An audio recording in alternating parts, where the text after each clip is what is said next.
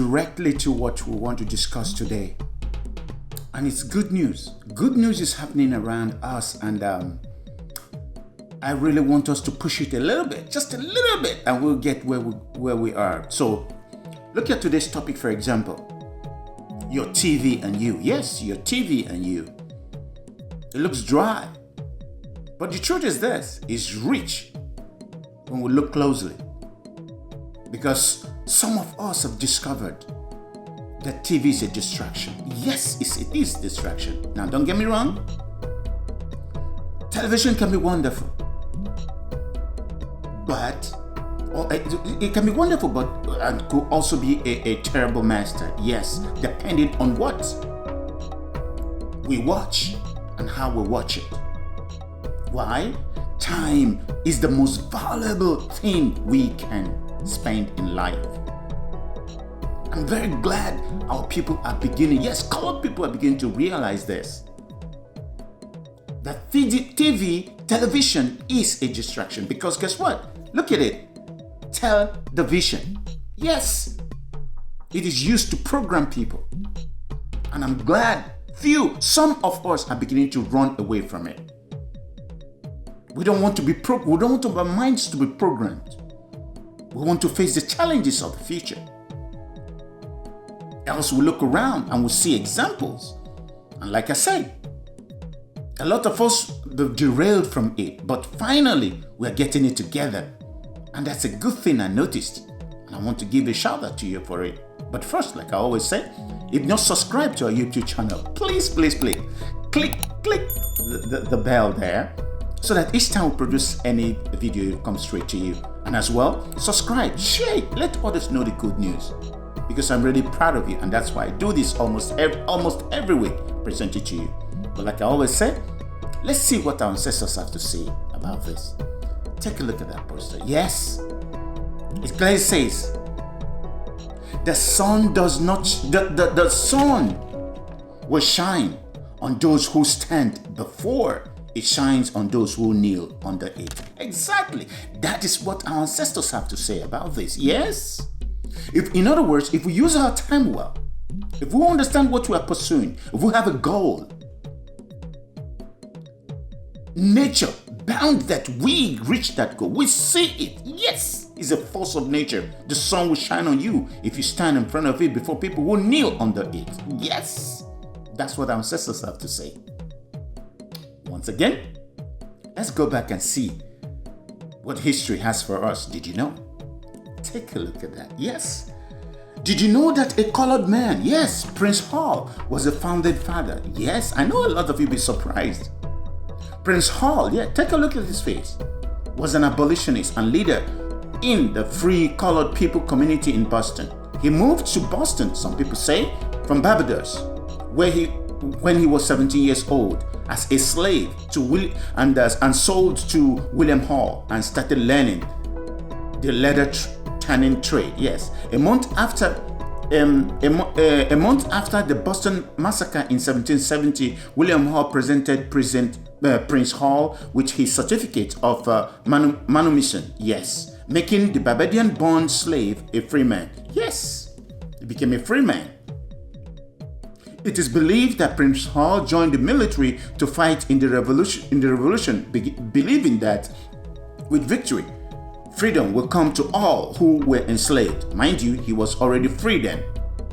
But this was for others. This was not to be, though, to be for colored soldiers who fought for the United States of America. That's why a lot of them, went to the British and, to Canada. In early 1700s, Boston's free colored community petitioned the General Court of the colony on 5 occasions to end slavery, leaning on the words of America's Declaration of Independence from Britain, that all men are created equal. Their petitions were turned down several times until January 13, 1777. The African Lord submitted another petition to the General Court of Massachusetts, again calling for the end of slavery. Prince Hall and 14 other free colored men petitioned for admittance to the all-Caucasian Boston St. John's Lodge. They were turned down due to racism. So this led Hall and the other freedmen to found their own African lodge, and he was named Grand Master. Prince Hall is credited as founder of the African Lodge Masonry. Again, did you know? This was a time even John Adams, yes, might have knew Prince Hall, must have passed him along the road in Boston. Once again, did you know? All right. Like I said, please, a lot is happening. As a people, we must decide where our future, our vision, and not let things, the ephemeral things of life distract us. That's why we must shun television, giving too much of our time. Look, if you think, you watching me, if you think, no, we're not watching more. Now, think about this. 1/3 of our life, yes, 1/3, that's 20 years of an average person's life is given away watching TV. Yes, 1/3 of our lives. Yes. Not to talk about social media. We spend 6 years and 8 months. An average person spends 6 years and 8 months of his or her life on social media.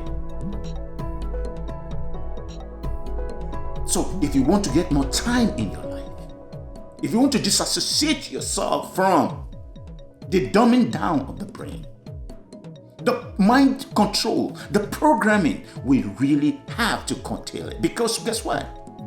If we do not curtail it, how can we catch up? How can we catch up? Because the more, look, some people have 3, 4 TVs at home. Some people have TVs even in the bedroom, for God's sake. Come on. How can you do that? And we use two groups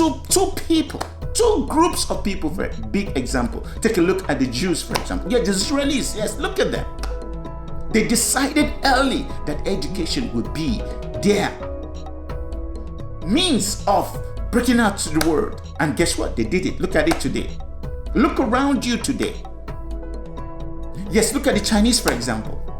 After their famine, after their poverty, years and years of poverty, they decided, you know what? Never again. They are going to imitate, do exactly what America has done. And guess what has happened to them today? Look at the trade all today. They don't, yes, regardless of what people say, look at what the Chinese have done to the world today. It's about strategy. It's about long-term thinking. Look at the Indians today. Look at the Indians. Yes, you might think they just keep quiet and keep digging. Go to school. They deal with quality education. And now today the world is run by India. You think I'm lying? Take a look around you. Look at Google. Look at Microsoft. Look at Citigroup. What is it? SoftBank? Yes, a SoftBank Vision Fund. Yes. Adobe. That's NetApp. Pepsi. Nokia. MasterCard. Yes. Who are the CEOs? These are Indians all around. And is it magic? It's not magic. It's about school. It's about education. Do you want me to go on? Even in Africa, even in Nigeria, the new refinery being built by Dangote, the CEO is an Indian. It's all about education. And guess what? People, we can do this. We are doing it already. All we have to do is put our feet to the pedal and we are getting there. Yes, education. Target education. Minimize the amount of TV you watch. Because your success is relative to the time you spend. Creativity, thinking, critical thinking, not about TVs. And then look at the programs they give us, regardless of the channel. The programs they give us that we get addicted to. Because when we watch TV, it's like a trance-like state. Trance-like state. Like a zombie watching something. It's a terrible thing. We gotta cut it down. We gotta really, really cut it down because our children are learning from us. They're seeing what we're doing. And it reflects badly. It reflects badly on these children. Yes, you and your TV. What do you think? The rich, they do not watch TV the way others do. I'd like to hear from you. Think about it. Shout out for the day. Take a look at this. Our shout out for the day is no other person than, this is my second time of bringing this man. Mr. Innocent Ifediaso Chukwuma is chairman, Innocent Group of Companies. Mr. Innocent Chukwuma is the man behind Africa's first automobile brand, Innocent Vehicle Manufacturing.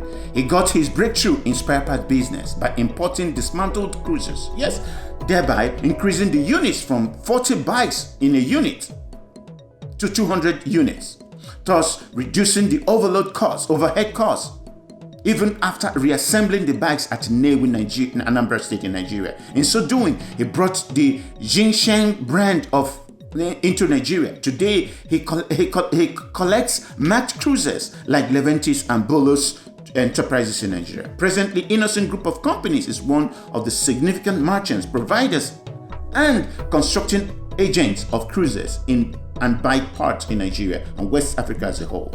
While the poor appreciate his vision and for seeing it worthy, helpful to the masses to establish his business industries in Nigeria by providing jobs and opportunities to many. The rich work assiduously hard against him.